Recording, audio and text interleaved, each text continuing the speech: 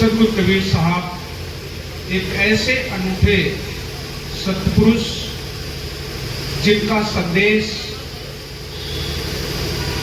बहुआयामी है।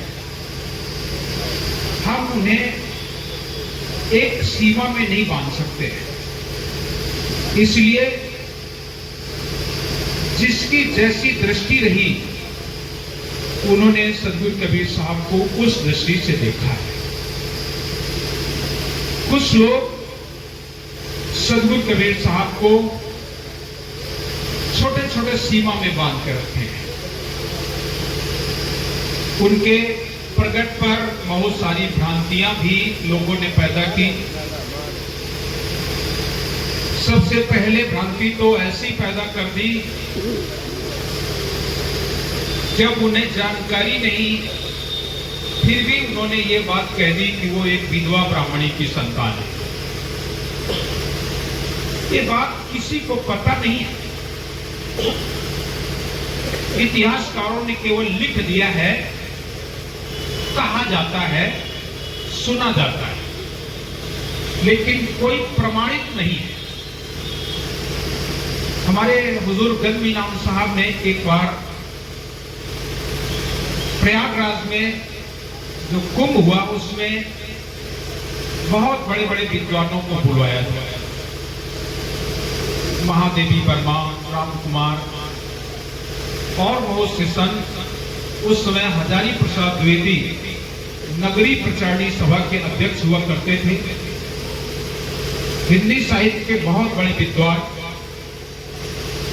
उन्हें उनके ही सानिध्य में वो सभा रखी गई थी, जिसमें सदगुरु कबीर साहब के बारे में सभी संतों ने अपना मत दिया। आचार्य हजारी प्रसाद द्विवेदी ने भी ये बात कही कि कबीर साहब एक विधवा ब्राह्मणी की संतान है।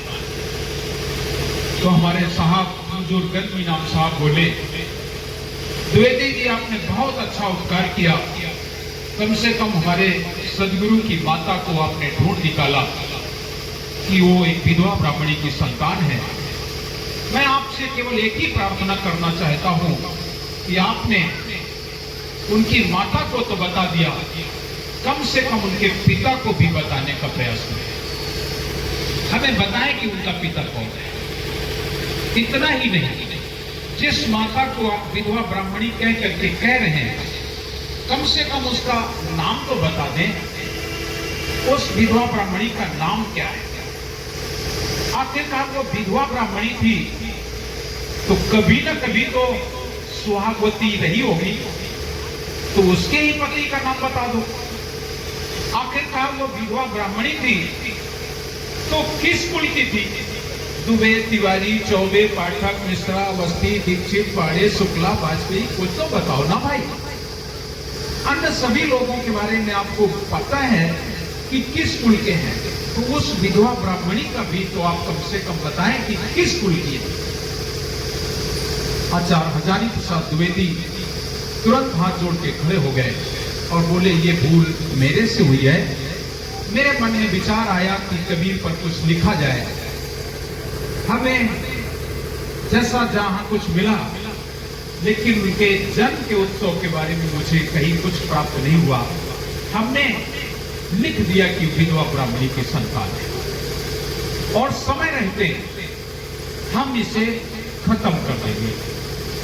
उस समय हम पढ़ते थे, उस समय की ये घटना है, लेकिन वो बीच में खत्म हो गए, चलाना हो गया उनका। और वो लेख जैसे का तैसा आज भी साहित्य में है और साहित्यकार बस उतना ही पढ़ते हैं, आगे नहीं देखते। सदगुरु कबीर साहब की बहुत सारी साखियां, बहुत सारे दोहे जो केवल आधे पढ़ाए जाते हैं, आधे सुनाए जाते हैं। अगर उसे पूरा कर दिया जाए तो भ्रम दूर हो जाए।